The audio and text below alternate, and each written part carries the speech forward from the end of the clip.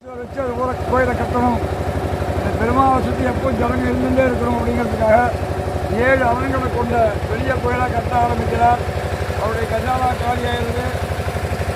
கஜானா காலியாகவும் மக்கள்கிட்ட வரி சுமை ஏற்படுவதில்லை.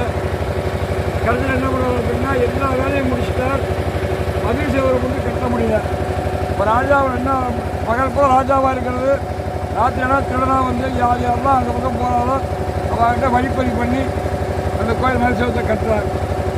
இவருடைய பெருமையை உலகுக்கு அறிய செய்யணும் அப்படிங்கிறதுக்காக பெருமாளும் தாயாரும் புதுசாக கல்யாணம் பண்ணி வந்த மாதிரி ரங்கநாதரும் ரங்கநாயகியும் வரா.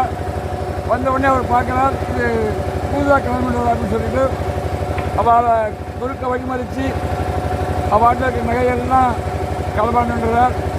திருமங்கலிக்கு மட்டும் விட்டுறார். பெருமாள் காலில் ஒரு வெள்ளி மெட்டி இருக்குது, அந்த ஒரு வெள்ளி மெட்டி எடுத்தோம்னா ஒரு ஆள் கூடி கொடுத்துருக்காங்க அப்படின்னு சொல்லிட்டு அந்த வெள்ளி மெட்டியை கேட்ட முயற்சி பண்ணுறார். கேட்க முடியல. சரி, நம்ம பொருளை கடிச்சு இருக்கிறோம் அப்படின்னு சொல்லிட்டு பெருமாளுடைய பாதத்தை பொருளை மெட்டியில் படும்போது கடிக்கும்பொழுது பெருமாளுடைய திவ்ய கடாட்சம் கிடைக்கப்பட்டு நிமிர்ந்து பார்க்கிறார். வந்திருக்கிறது பெருமாள் தெரிஞ்சுன்றார். அந்த மாதிரி பார்த்துட்டு அவரை இவ்வளோ கஷ்டப்பட்டு நீ பண்ணியிருக்கேன், உனக்கு லட்சுமி கடை எடுத்துகிறாங்க, உனக்கு கொடுக்குறேன், நீ கோயிலை கட்டி பண்ணி பெருமாள் அனுக்கிரகம் பண்ணி அந்த பெருமாளை எப்போ அவர் பார்த்தாரோ அவருக்கு உடனே ஞானம் சிந்திக்கிறது. அவர் பெருமாள் மேலே 100 பாட்டுகளை பாடி வச்சிருக்கார். பெரிய பகவத்தில் திருவண்ணை மன்னன் 100 பாட்டுகள் பெருமாள் மேலே பாடிக்கிறார். அந்த மாதிரி வரும்போது முதல்ல இந்த காரியத்தில் நடக்கிறது அப்படின்னு பார்த்துட்டு இருக்கும்போது அனுமார் தான் இவர் போய் முதல்ல கூப்பிட்டு வரும் நிகழ்ச்சி நடக்கிறது. இப்போது என்ன நகையை பெருமாள் களவாண்டார் அப்படின்னு அவர்கிட்ட கேட்க போகிறோம். அதை வச்சு அவர் என்ன பண்ணார்னு பெருமாளுடைய சுமார் 1.5 கிலோ எடையுள்ள மரகதம் பொதித்த கால் செருப்பு என்ன பண்ண கோயில் கட்டிட்டா.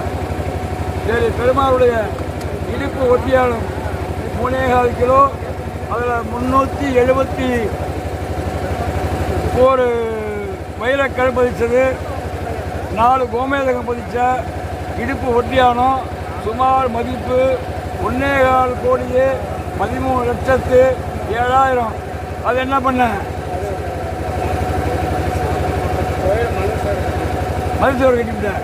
சரி, பெருமாளுடைய நெஞ்சில் சாத்திர பதக்கம் தங்க ஆபரணம் சுமார் தங்கத்தினுடைய எடை மட்டும் 2.25 கிலோ. அதில் இழைக்கப்பட்டிருந்த நவரத்னம் முத்து பவளம் இதனுடைய மதிப்பு சுமார் 4.25 கோடியே 37,61,000. அது என்ன பண்ண சரி, பெருமாளுடைய காது குண்டலம் 2 கால் கிலோ இடம், தங்க இடம் மட்டும் 1/2 கிலோ. அதில் சுற்றி மரகதம் பதிச்சது, அதனுடைய மதிப்பு 13,73,001 ரூபா. அது என்ன பண்ண பிரிச்சு எல்லாத்தையும் கொடுத்துட்டியா? யார் யார் கொடுத்த? எல்லாம் 3 பேருக்கு கொடுத்துட்டியா? அவங்க அதை என்ன பண்ணாங்க? கோயிலுக்கு செலவு கொடுத்தாங்களா? திருவிழா கொடுத்தாங்க. சந்தோஷம். அப்புறம் பெருமாளுடைய வைர முடின்னு சொல்லக்கூடிய 1,41,073 கற்கள் பதித்த வைர கற்கள் பதித்த கிரீடம் அவர் ரங்கநாதனுக்கு கொடுத்துட்டேன். சரி, இப்போ கோயில் தான் கட்டி வைக்கிறேன். அதனால் உன்னை வந்து பெருமாள் என்ன பண்ணிட்டாருன்னா, அவர் ஆழ்வாரில் ஒருத்தர் அவங்களை ஏற்றுக்கிட்டார், தூக்கிட்டார்.